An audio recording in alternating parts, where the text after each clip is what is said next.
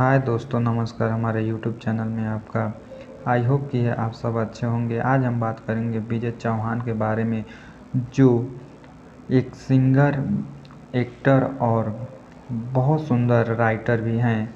जिनका एक गाना आया था लागल बा दिल तोरे से लेकर काफ़ी विवाद के घेरे में पड़े हुए हैं, और उनका एक और गाना रिलीज हुआ है जो वो भी कमाल का है। पहले वो गाना सुन लीजिए, उसके बाद हम बात करेंगे।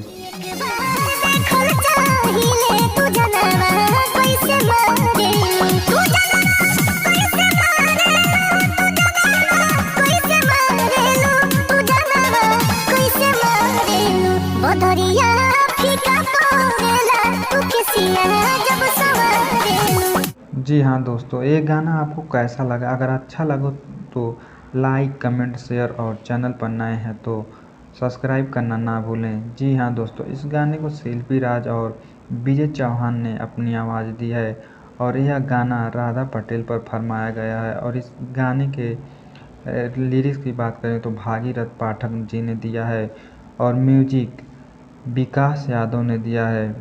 विजय चौहान एक ऐसे शख्स हैं जिन्होंने कई सारे गाने हिट दिए हैं, और यह एक सिंगर के साथ साथ लेखक भी हैं और एक्टर भी हैं।